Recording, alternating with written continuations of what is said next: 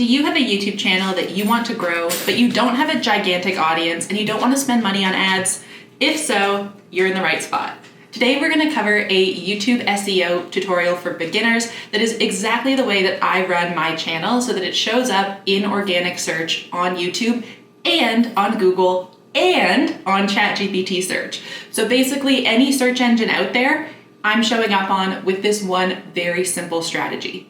The main thing we're going to focus on today is keyword research, but I'm also going to give you a bit of information at the end about how I structure kind of like everything all around on my whole channel, but really at its heart, keyword research is going to be a big thing here. So I also want to say thank you to 5,000 subscribers. This is really how I grew my account, and when I asked y'all what you wanted to have as our celebration video for hitting 5K, this was unanimously what everyone wanted me to cover. So I'm really excited to dive in today. I want to shout out some people that helped teach me all the things that I know now that have helped me succeed on YouTube. Definitely some of it came from my past in SEO, but these amazing women really helped me get my start. First we have Vanessa Lau, then we have Katie Steckley, and then we have Mariah Magazine. These are all amazing YouTube channels that I really recommend giving a follow. They have helped me so much, and they're just like really good at clarifying and talking through some of these things. So Mariah is a fellow SEO. Katie is more like Instagram and YouTube. And that's really where I learned how to like edit and like finally fix up my horrible Canva YouTube thumbnails. If you guys want a tutorial on how I do it now, she uses like fancier tools than I do, let me know. And then Vanessa Lau, who really taught me about like being comfortable, being multi-passionate, but also has done a lot of amazing stuff with YouTube and Instagram. Okay, enough of my talking head. Let's jump into an actual tutorial of us finding a YouTube keyword together and then optimizing a video for it. We are on my YouTube channel now, and you'll see this little button up here that's like a teal background with like TB in it. Doesn't stand for tuberculosis, it stands for TubeBuddy. TubeBuddy is the SEO keyword research tool that I use for YouTube. However, I also use KeySearch, but I've had to cut that for time from this video. It was getting way too long. So that's gonna be a separate video where we compared the two. So with TubeBuddy, the way that you're gonna do your research is you're gonna click on this. You need to make sure you have either the free account and then you're limiting the amount that you're gonna do. I believe you only have 3 or 5 then. I'm on the pro license for a year. I think it was like $72 US. And then you can also, when you first join, they have a coupon code called Welcome10 that for some reason gives you 20% off, not 10% off. So I think for your first year, it's like $50. So very affordable for what you're getting.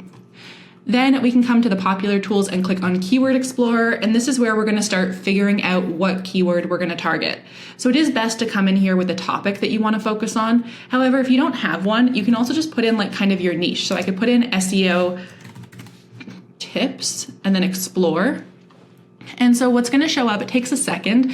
We're going to have an overall score. We're going to have score analysis. It sometimes populates the graph. It hasn't been populating it for me where it shows like the kind of interest over time like KeySearch does where it has like the traffic graph.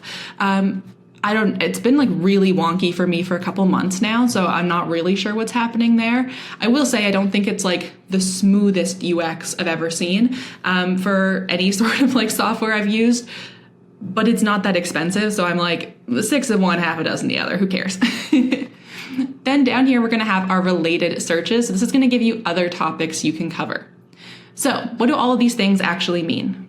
Weighted is only available if you have a pro plan, I believe, and that's going to actually tell me how this would perform for my site. So I keep saying site, I mean channel, pardon me.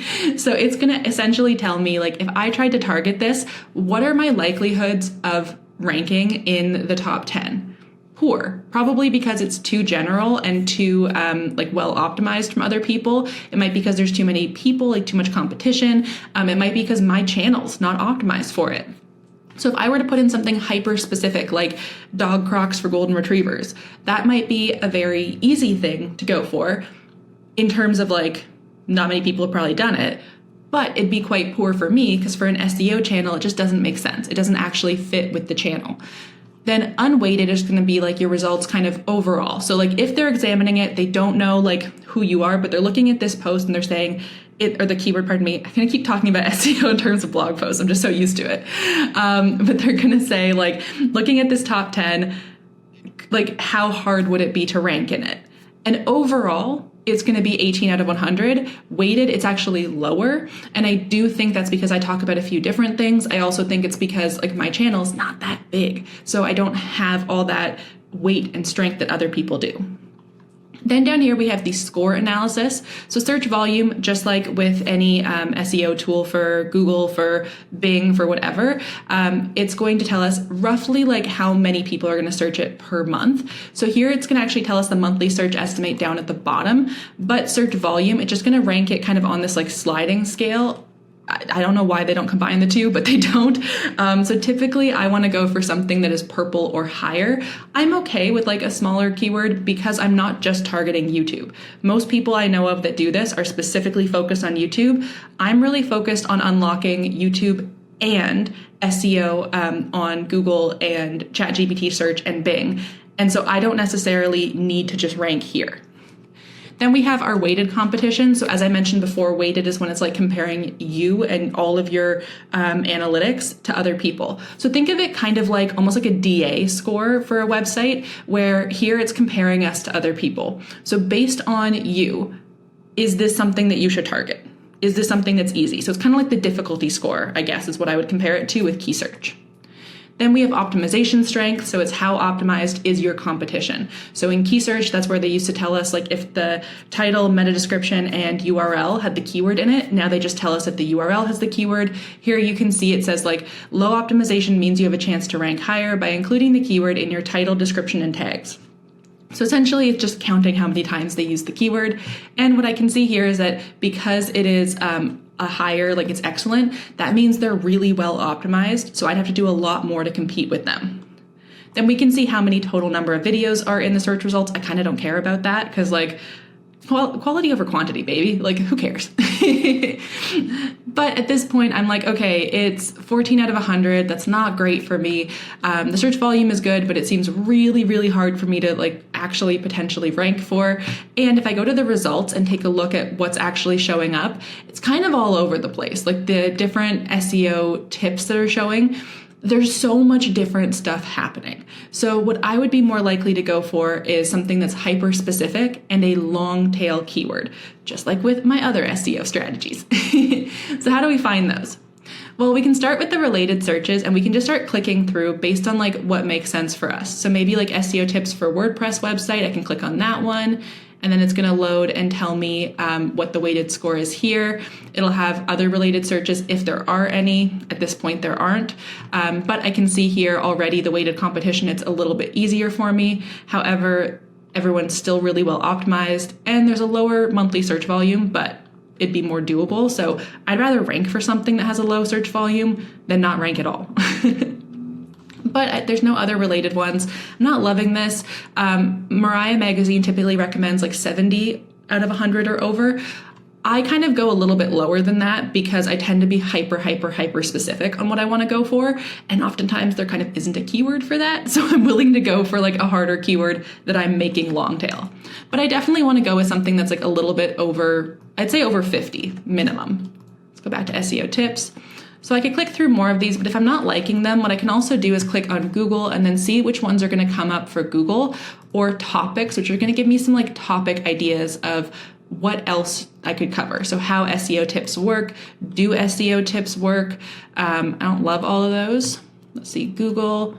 We have SEO tips for beginners, SEO tips for small businesses, SEO tips for Google My Business, SEO tips for blog posts. I think blog post makes the most sense for me. So let's click on that one. And let's see, there we go, 93 out of 100. So I could definitely do well for this one. The search volume is very good. The weighted competition, I could do a good job. My competitors are optimized, so I would have to optimize for it, but I'm not afraid of that. There's over 3 million videos out there. We don't really have a monthly search data. So I have no idea how much I could get from this. This to me is kind of like a zero volume keyword for YouTube. But as long as I know it's relevant to my audience, like if I sent this in an email to my audience, I know that they would like it. I'm going to do it. Like that's fine by me. And if we look at the results, we can go and take a peek at like the topic to make sure they're actually covering things. There's Mariah talking about Squarespace blogging. We have our blog posts, the best SEO strategy, how to write an SEO optimized blog post SEO optimization, on-page SEO basics, write the perfect blog post, So we got like stuff that's more specific now and definitely more relevant to what I would think would be helpful for my audience. So I really like this one. I would just pop it into a Google Doc. I don't have a great organization. All those 3 amazing women I mentioned organize the heck out of their content. I don't. I have an Airtable base that is called Nina's Brain is a Mess. And there's one section of it that is just my YouTube ideas. And I just like plop them in there. Then when I'm ready to like actually make them, I bring them over into a Google Doc and I'll have like video 1. And then I put in my primary keyword. So what was it? SEO tips for blogs, I think, for blog posts. And then Mariah often writes down like the score beside it. I'll be honest, I don't usually do that. I tend to just put like primary. And then afterwards, I'll usually list kind of like 4 extra keywords that I might want to reference while I'm talking about it. So those are going to be kind of our secondary keywords. So to find those, we usually look at the related search, but I might also go back up to SEO tips and look there. Again, I could go to the Google section or to topics and see what's happening. So here for the topics, I really like these. We have how to optimize your blog post for SEO, how to do SEO for blog post, how to do SEO for blog website, how to structure a blog post for SEO. So I kind of like that one. And I'm going to grab it just because I have the memory of a goldfish. So I want to make sure I take the 2 that I like best so that I remember to check them. Then I'm going to check this one, the how to optimize your blog post for SEO.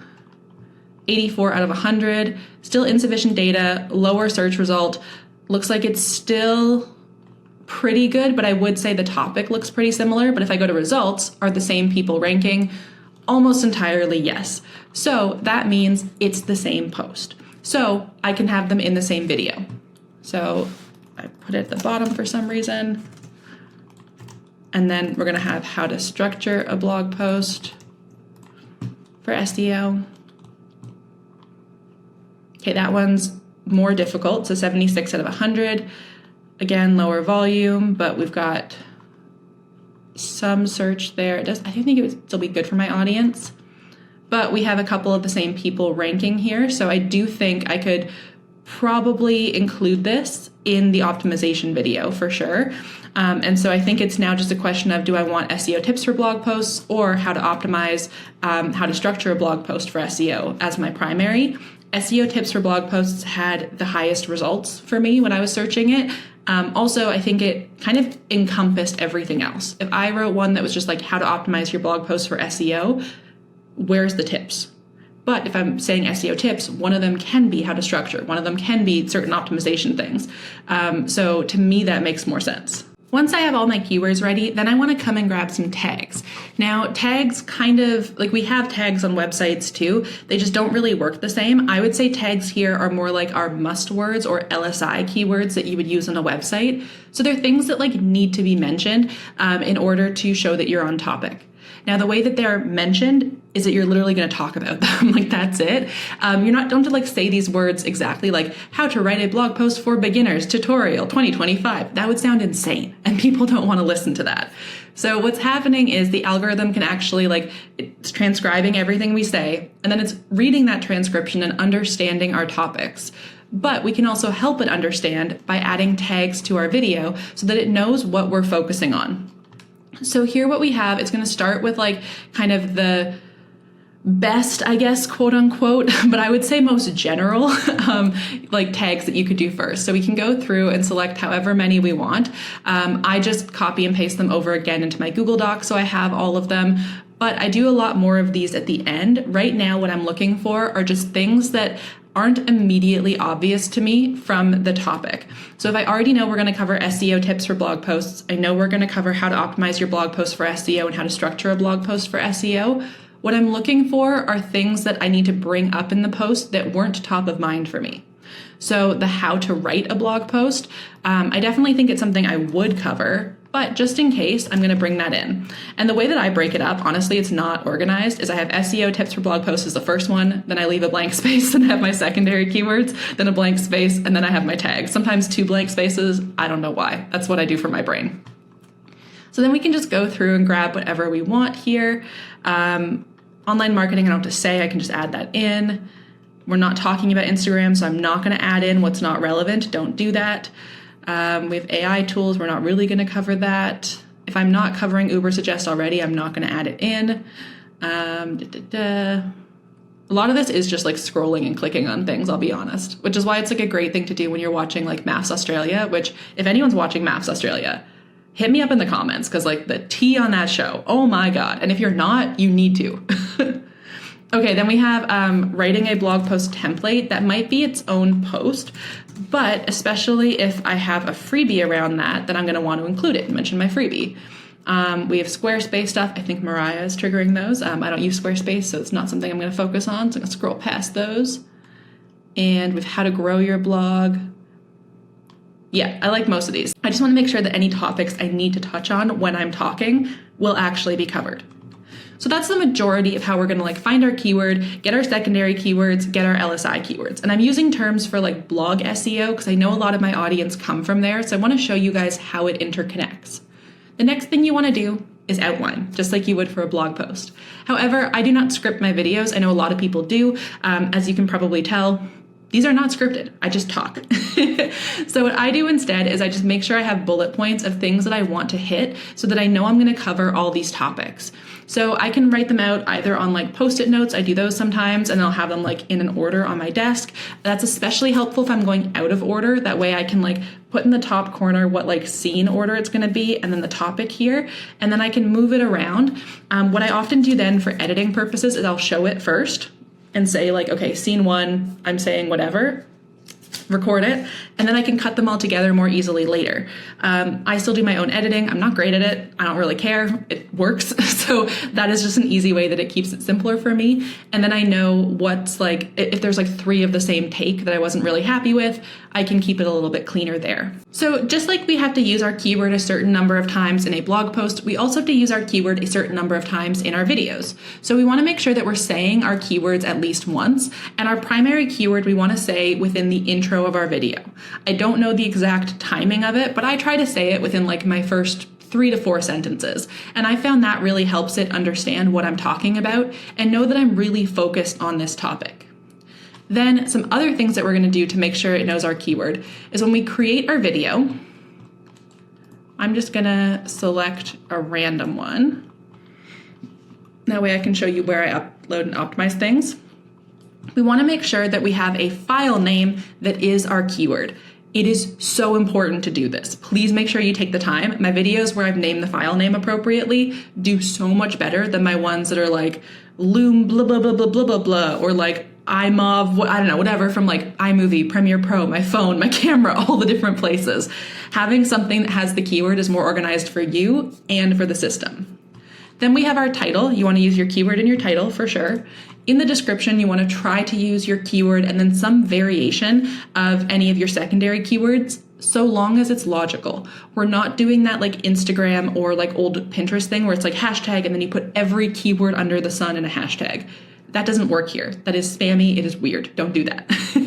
Instead, we want to explain what the video is about and then touch on the things. So in this case, for this video, I would say like, welcome to my SEO tips for blog post video, where I'm going to walk you through step by step how you can optimize your content to rank better on Google or whatever search engine we're going to target at that point.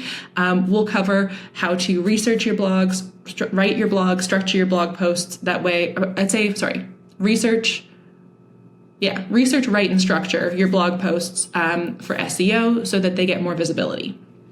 So you can see how I've already covered all of these things without necessarily saying the exact terms verbatim. And that's because the algorithm's really smart, so you don't need to be spoon feeding it like, say exactly this. You don't need that. Then, just like we have in our blog posts, I like to use some internal linking essentially, and I add some things that they can watch next. And that's basically the structure of like our text here. Then we have thumbnails. I'm not going to go into those in this video. If you want me to do stuff on those or playlists, we can do those another time. But what we're going to do now is talk about tags. So here we have those tags we mentioned before.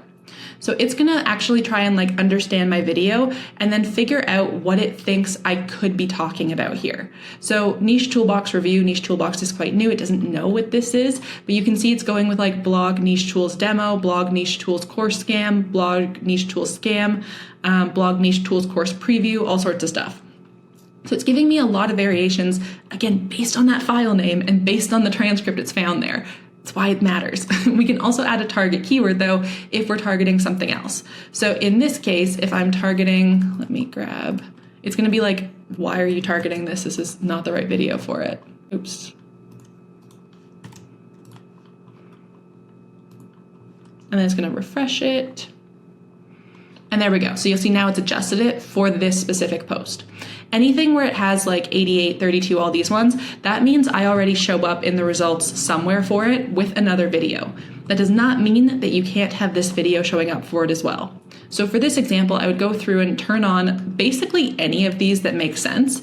And then once you have a number of them in and once it's been able to understand the video better, I refresh and then I check again because usually you get some more hyper-specific ones then. But that's also why I pull out some here because I like to add these in and then I can make sure it's understanding it better. So to add them in, you just add them up here. So I just pasted it and then it understands. If I refresh scores, it can, oh, sorry, just refresh scores. That was my bad. I meant to refresh. If I have to refresh the whole thing, I have to save it. I don't really want to save it because I don't want 8 versions of this video in my back end of my site. I've been using it for a lot of examples.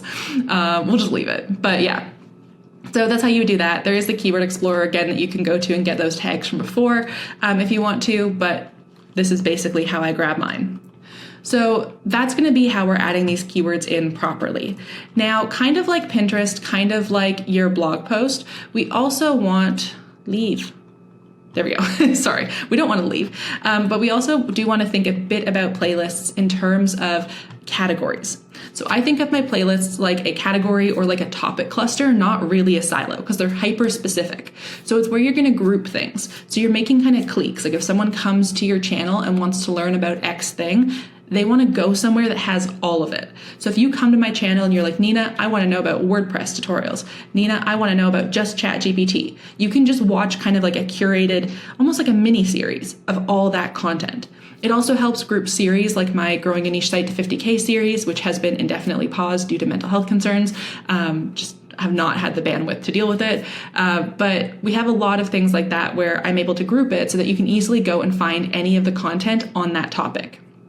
Things can exist in more than one playlist, that's fine, but it is especially important if you have tools and things like that to pull them out. It does help make it like kind of clearer to the algorithm that you have topical authority and that these are all interrelated. So that's how I connect those there. The last thing that I make sure I'm doing is I'm trying to increase my viewership. I want people to like watch more of my videos, stay throughout a video, and then move on to the next video. So that's where I'm going to add what's called an end screen. So if we go back to our videos and we're going to edit this one. I didn't mean to interrupt your upload. Sorry, dude. Open up. There we go. Okay, we'll go to video elements. Oh, it's still processing. Could you move a little bit faster? Okay, we're just going to use one that I've already done then. We'll edit this one. And then you can see we have end screen here. So the end screen shows up at the very end of the video. Okay, go away. Out of here. There we go.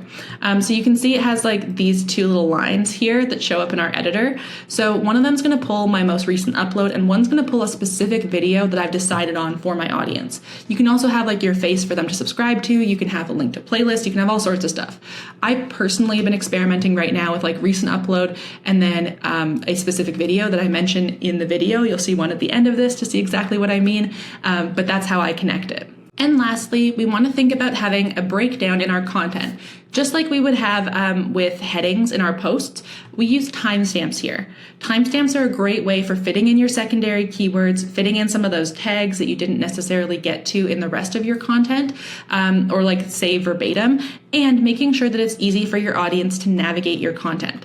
So by adding timestamps, it just creates these like little like line breaks essentially, where someone can jump to what they're most interested in. So if someone's like, hey, I just want to know about keyword research inside of this tool. I just want to know about setting up my custom writing style. They can click on this and it'll auto jump to that point in the video. I'm just going to pause it so you don't hear me double talking here. And it's going to auto adjust to that. Timestamps will show up like this in the search results, and that means you're basically getting double the space. So rather than just having one of my video, I do have 2 of my videos showing up for this one, actually 3, Jesus.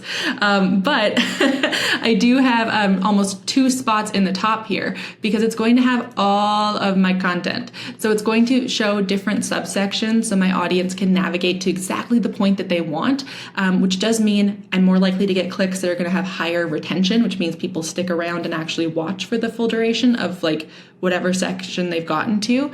But it also means it's almost like I have 6 versions of myself here because I have so many like copies of the video showing up. So that's why we really want to make sure that we are using timestamps. They take a minute. They're not that hard though. If y'all want, I can do a tutorial on how I automate mine with AI. Blogger has a really great tool that helps me with that, and I'm happy to do a video on that if you would like.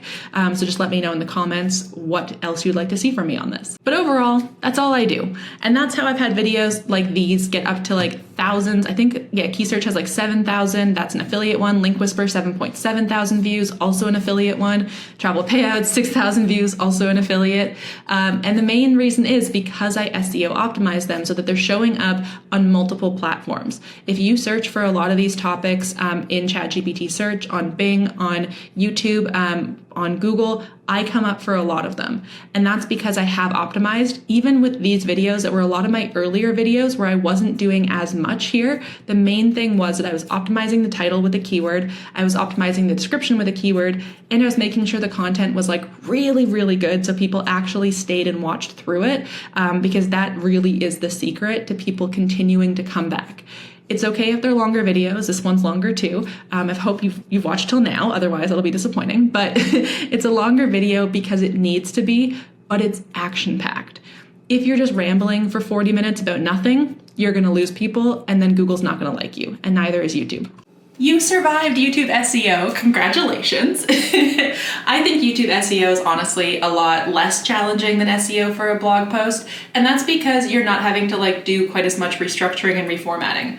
That being said, the editing, the video, the sound production, that is way harder. I'm not discounting that. Writing comes so much easier to me. But honestly, for YouTube SEO research, the main thing you're gonna do is find a keyword, make sure you're staying on topic, make sure your subtopics are like clear in your timestamps, use some tags that kind of add in relevant context, make sure it's understandable to your audience, have a properly formatted video in terms of the title, description, and the file name, and then just make sure it's like easy for them to watch. I do recommend trying to share it as best you can when you first launch it, because just like with Google, with anything really, they're all popular girls. They really want to get some click traction so that they understand that people really like your content. That's the reason most people, like me, send our YouTube videos to our audience in our newsletters or post them on other social channels where they are. It's why so many people on YouTube have a secondary social channel so they can kind of tie the two in together. That way they're driving traffic from one to the other. That real like boost at the beginning can help the algorithm understand that people really enjoy your content and want to watch it. Thank you so much for watching. If you like this video, please give a thumbs up below. It does really help with the algorithm as well. Leave a comment of literally anything, just saying yay if you want to. Say Theo and I'll like find cute photos of Theo to post. Whatever you want. Again, it does really help the algorithm, and feel free to request whatever other content you would like. Ask questions. I really love engaging there. Y'all should comment more because I like hanging out in my comments. And if you're not already subscribed, you should definitely hit that subscribe button because I have more videos coming to y'all all the time, and I really make sure they are action-packed, super helpful, and that they're actually going to work together into your overall strategy. And a little sneak peek, I am adding a bonus YouTube SEO module to the Profitable Part-Time Blogger. Before I go, I want to recommend a video on screen right now. This is my key search review where I go over how you can use key search to find keywords for your blog posts, find keywords for YouTube, and find keywords for Pinterest, as well as how you can use it as a content optimizer and save yourself over $500 a year on other expensive content optimizers that honestly, you don't need. So check that out. It'll be on screen now. And I have another video that you might want that the algorithm's going to recommend to you. So check it out. And I will see y'all soon. Have a lovely rest of your day. Bye.